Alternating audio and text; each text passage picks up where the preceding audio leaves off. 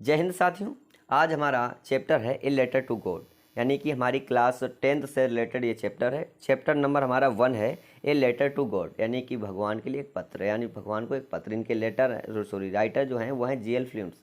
देखिए क्या है कि ये जो चैप्टर है क्लास 10th से रिलेटेड है और ये यूपी बोर्ड के लिए मोस्ट इंपॉर्टेंट चैप्टर है। इससे क्या होता है कि हर साल लगभग में क्वेश्चन जरूर बनते हैं। तो इस चैप्टर को आप अच्छी तरीके से पढ़ें। यदि आप यूपी बोर्ड के छात्र हैं तो इस चैप्टर को आप अच्छी तरीके से पढ़ें, जिससे क्या हो कि एग्ज़ाम में बनने वाले क्वेश्चन आपसे बिल्कुल भी ना छूटें। क्योंकि क्या होता है कि यदि आप चैप्टर की कहानी यानी स्टोरी आप अच्छी तरीके से समझ जाते हैं तो क्वेश्चन आपसे तुरंत और तुरंत बन जाते हैं, कि कोई भी क्वेश्चन छूटता नहीं है। तो इस चैप्टर में क्या है बेटा कि एक लेंचो नाम का एक गरीब किसान है, उसके बारे में दिया गया। इस जो चैप्टर है इसका जो नायक है वो कौन है? लेंचो है। तो लेंचो जो है एक गरीब किसान है। उसकी क्या होती है कि फसल ओलों से नष्ट हो जाती है। तो भगवान से वह शिकायत करता है या पत्र डालता है कि भगवान हमारी फसल अब नष्ट हो चुकी है और हमारे खाने के लिए और हमारी फैमिली को खिलाने के लिए हमारे पास कुछ भी नहीं बचा है। यदि हमें कुछ आप देंगे नहीं, यानी कि यदि हमारी कोई मदद नहीं करेगा तो हम भूखों मर जाएंगे इस साल। और तो उन्होंने पत्र लिख के दिया। तो उसने कहा कि हमें 100 रुपये के पैसों की आवश्यकता है, जिससे क्या है कि हम अपनी फैमिली को खाना खिला सकें और पुनः अपनी खेती को हम फिर से बो सकें। जो हमारी ओलावृष्टि से हमारी फसल नष्ट हुई है उसको हम पुनः एक बार फिर से बो सकें। तो पत्र डालते हैं तो पोस्ट मास्टर पत्र देखते हैं, ये भगवान के लिए पत्र लिखा गया है। उन्होंने ऐसी पूरी अपनी लाइफ में, करियर में कभी भी ऐसा पत्र नहीं देखा था जो भगवान के लिए हो। वो पहली बार तो हंसे, फिर इसके बाद में उन्होंने सोचा कि भगवान की ये कितनी अटूट श्रद्धा रखता है ये व्यक्ति, कि इसने भगवान के लिए पत्र लिख दिया है। तो उन्होंने क्या किया कि अपने जो कर्मी थे वहाँ पर, जो पोस्ट ऑफिस में कर्मी थे, उन सभी से कुछ कुछ रुपए लिए और 70 पैसे लगभग में उन्होंने इकट्ठे कर लिए। तो वो भेज दिए, किसको? लेंचो के लिए भेज दिए। तो लेंचो ने देखा और वह फिर गुस्से में आ गया कि ये कहा कि हमने तो 100 रुपये मांगे थे, तुमने 70 रुपये भेजे। हमें उम्मीद है कि आपने रुपए पूरे भेजे होंगे। यहाँ पर जो पोस्ट ऑफिस में कर्मी हैं उन्होंने ले लिए होंगे, वो बहुत चोर टाइप के इंसान यहाँ पर रहते हैं। तो इस चैप्टर में ऐसा ही कुछ कहानी है। तो आइएगा हम आपको उस कहानी से रूबरू कराते हैं। चैप्टर की शुरुआत हमारी होती है कुछ यहाँ से। क्लियर है ना? अब देखिए हमारा जो कहानी का पहला जो स्टेंजा है, देखिए बुक कोई भी हो, यदि आप कक्षा 10 के छात्र हैं और यूपी बोर्ड से हैं तो आपके चैप्टर में ये जरूर, मतलब आपकी बुक में ये जरूर होगा। बुक कोई सी भी हो, हमें इससे कोई मतलब नहीं है। क्लियर है ना? तो आइएगा, देखिए जो चैप्टर है वो यही होगा जो इसमें दिया गया हो, यानी कि जो इस चैप्टर में लिखा है वो यही लिखा होगा, कोई सी बुक हो। क्लियर है ना? इससे आप बिल्कुल निश्चिंत रहिएगा। जो आपकी बुक हो वो आप निकाल लीजिए, हम पढ़ते हैं, साथ साथ आप भी पढ़िएगा। क्लियर है? लिखा है द हाउस, यानी कि मकान। ये डेफिनेट कर दिया, डेफिनेट आर्टिकल लिखा है तो यहाँ पर वो हाउस जो है वो एकदम डेफिनेट कर दिया गया है। The only one in the entire valley, जो मकान था उस मकान के बारे में बताया। The only one in the entire valley, यानी कि इकलौता था। इंटायर वैली मतलब उस संपूर्ण घाटी में इकलौता था। कौन? वह मकान। आगे लिखा है set on the crest of A low hill. Set मतलब स्थित था, ऑन द क्रेस्ट मतलब होता है चोटी पर, ऑफ ए लो हिल मतलब निचली घाटी की चोटी पर स्थित था। क्लियर है ना? इतना है आपको। आगे पढ़ते हैं।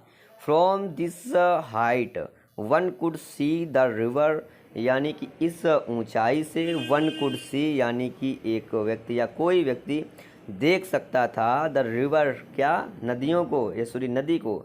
And field of ripe corn dotted with flowers, यानी कि फूलों से लदे पके हुए मकई के खेतों को। यानी कि इस ऊंचाई से कोई भी देख सकता था, नदियों को देख सकता था और फूलों से लदे पके मकई के खेतों को देख सकता था।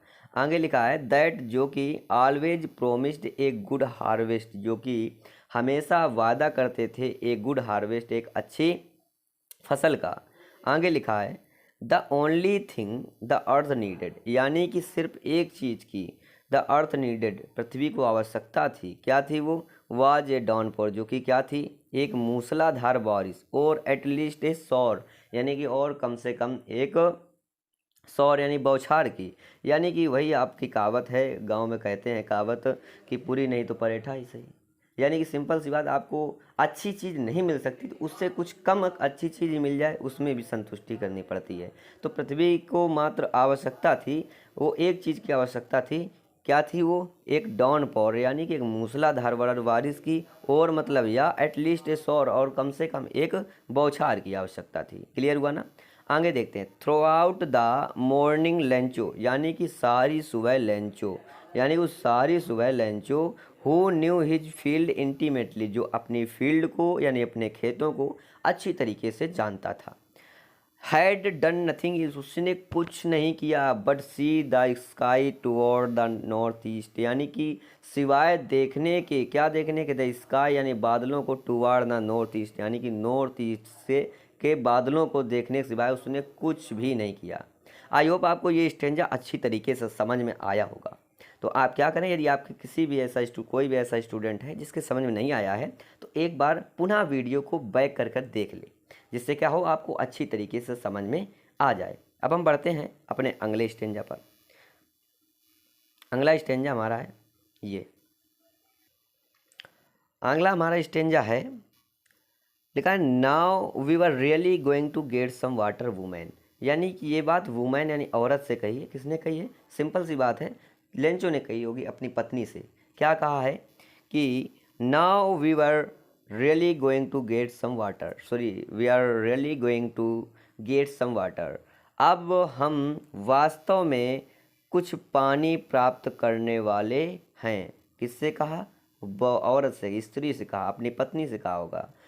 द वुमेन यानी कि वो औरत, हु वाज प्रिपेयरिंग सुपर, जो सुपर मतलब क्या होता है? रात्रि भोजन, यानी कि जो कि क्या कर रही थी? रात्रि का भोजन बना रही थी। रिप्लाइड, उसने क्या किया? उत्तर दिया। क्या उत्तर दिया? यस, हाँ, गॉड विलिंग, ईश्वर की इच्छा या ईश्वर ने चाहा। क्लियर है ना? The older boys were working in the field, the older boys यानी कि बड़े लड़के, were working in the field यानी कि खेत में काम कर रहे थे। While the smaller ones were playing near the house, यानी कि जबकि स्मॉलर वंस मतलब छोटे लड़के, were playing near the house यानी कि मकान के पास खेल रहे थे। Until the women called to them all, जब तक कि औरत ने उन सभी को बुलाया नहीं। क्लियर है ना इतना? आगे बढ़ते हैं। कम फॉर डिनर यानी कि रात्रि भोजन के लिए आओ। It was during the meal, यह कहे का दौरान था, मील यानी कि भोजन का दौरान था। दैट की, जस्ट एज जैसा कि, आगे लिखा जैसा कि लेंचो हैज प्रिडिक्टेड, यानी कि जैसा कि लेंचो ने भविष्यवाणी की थी। प्रिडिक्ट मीन्स क्या होता है? भविष्यवाणी। तो जैसा कि लेंचो ने भविष्यवाणी की थी, big drops of rain began to fall, यानी कि बड़े बूंदें ऑफ रेन वर्षा की, बिगन टू फॉल मतलब हैं गिरने लगी, यानी कि बड़ी बूंदें वर्षा की गिरने लगी। इन द नॉर्थ ईस्ट यानी कहाँ? नॉर्थ ईस्ट उत्तर पूर्व में। ह्यूज माउंटेन ऑफ क्लाउड्स यानी कि बादलों के विशाल पहाड़, किसके? बादलों के विशाल पहाड़। कुड बी सीन अप्रोचिंग, आते हुए देखे जा सकते थे। क्या लिखा है इसमें? आते हुए देखे जा सकते थे। The air was fresh, air कैसी थी? फ्रेश यानी शुद्ध थी, एंड स्वीट और मधुर थी। एयर कैसी थी? शुद्ध और मधुर थी। The man went out for no other reason than to have the pleasure of feeling the rain on his body, यानी कि द मैन आदमी, वेंट आउट बाहर गया, फॉर नो अदर रीजन किसी अन्य रीजन से नहीं गया, than to have pleasure of feeling of the rain on his body यानी अपने शरीर पर वर्षा के आनंद, वर्षा को अनुभव का आनंद लेने के लिए बाहर गए। जो आदमी गया बाहर वो और कुछ करने नहीं लग गया, अपने शरीर पर वर्षा के आनंद मतलब अनुभव को आनंद लेने के लिए कहाँ गया? बाहर गया। क्लियर हुआ ना? आगे देखते हैं, लिखा है एंड व्हेन, और जब ही रिटर्न, जब वह वापस आया, ही एक्सक्लेम्ड यानी कि उसमें आश्चर्यचकित होकर उसने कहा। क्या कहा? These are not rain drops, ये क्या नहीं है? रेन ड्रॉप्स यानी कि वर्षा की बूंदें नहीं हैं। फॉलिंग फ्रॉम द स्काई, जो आकाश से गिर रही हैं। दे आर न्यू कॉइन्स, ये क्या है? नए सिक्के हैं। लेंचो क्या कह रहे हैं कि ये वर्षा की बूंदें नहीं है जो आकाश से गिर रही हैं, दे आर न्यू कॉइन्स, ये नए सिक्के हैं। Big drops are 10 cent pieces, यानी कि जो बड़ी बूंदें हैं वो 10 सेंट के टुकड़े हैं। And the little ones are 5, और जो छोटे हैं वो कितने के हैं? वेरी गुड, 5 के। आगे देखो, with A satisfied expression he regarded the field of ripe corn with its flower. With A satisfied expression, यानी कि संतुष्टि के अनुभव के साथ, ही रिगार्डेड द फील्ड, उसने खेतों को अच्छी तरीके से देखा। क्या देखा? ऑफ राइप कॉर्न, यानी कि field of ripe corn with its flower, यानी कि फूलों के साथ पके हुए मकई के खेतों को क्या देखा उसने? Draped in A curtain of rain, यानी ड्रैप्ड मीन्स लपटे हुए थे, इन ए कर्टेन ऑफ रेन, यानी कि वर्षा की चादर से। क्या लपटे हुए थे? उसके जो मकई के खेत थे वो वर्षा की चादर से एकदम लपटे हुए थे। आगे क्या लिखा है, ध्यान से देखें। लिखा है बट सडनली, किंतु अचानक ही क्या हुआ? A strong wind began to blow, यानी कि एक तेज हवा बहने लगी, बहना आरंभ हो गई कह सकते हो। And along with the rain, यानी कि वर्षा के साथ साथ ही very large hailstone begin to fall, यानी कि बारिश के साथ साथ ही क्या हुआ कि बड़े बड़े ओले बिगेन टू फॉल, गिरने लगे। समझ रहे हैं बात को? नहीं।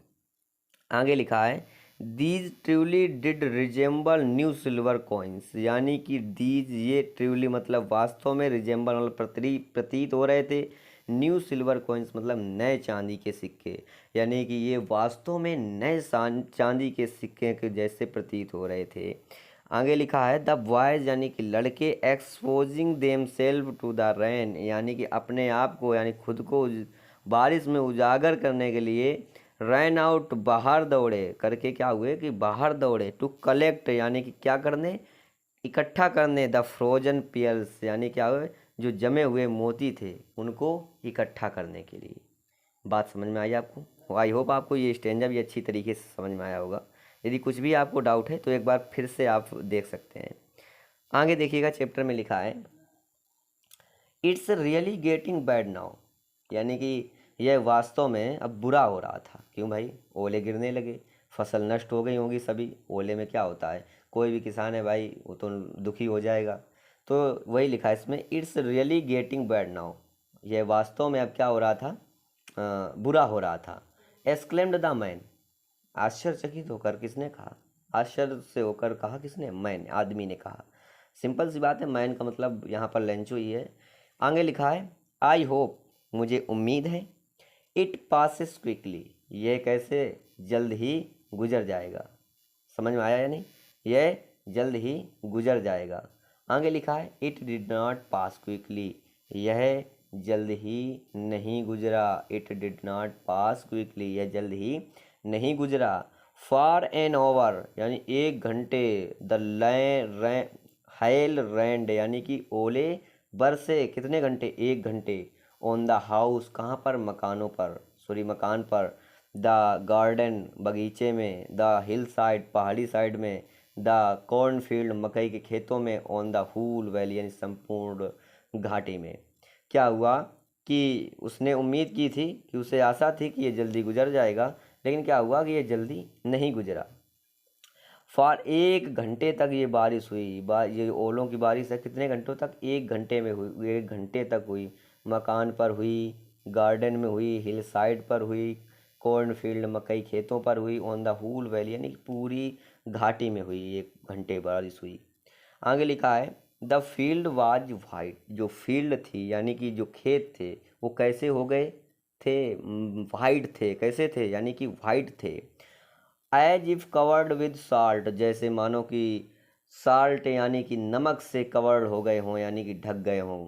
समझ रहे? एकदम सफ़ेदी सा आ गई थी, पूरे खेत जो थे एकदम सफ़ेद हो गए थे, और एकदम ऐसा लग रहा था कि ये नमक से ढक गए थे। अब भाई ओले जब गिरते हैं तो सिंपल सी बात है, एकदम नमक के जैसे दिखाई देते हैं। तो दूर से देखने में लग रहा था कि एकदम ये जो खेत हैं सब वो एकदम नमक से एकदम ढक गए थे। आगे देखते हैं, not a leaf remained on the trees, यानी कि पेड़ों पर एक भी पत्ती नहीं बची हुई थी। The corn was totally destroyed, यानी कि जो मकाई थी वो पूरी तरीके से नष्ट हो चुकी थी। The flowers were gone from the plants, यानी जो फ्लावर्स थे यानी कि फूल थे वो पेड़ों से चले गए थे भाई, गिर गए थे सभी फूल। आगे लिखा है Lencho's Saul was filled with sadness, यानी कि जो लेंचो की आत्मा थी वो काहे से भर गई थी, सैडनेस यानी दुख से भर गई थी। वेन जब द स्टॉर्म हैड पास्ड, जब स्टॉर्म यानी जब तूफान चला गया, he stood in the middle of the field, यानी कि वह कहाँ खड़ा हुआ, खेत के बीच में। एंड और सैड टू हिज सन्स, अपने पुत्रों से कहा, अपने बेटों से कहा, ए प्लेग ऑफ लोकर्स वुड,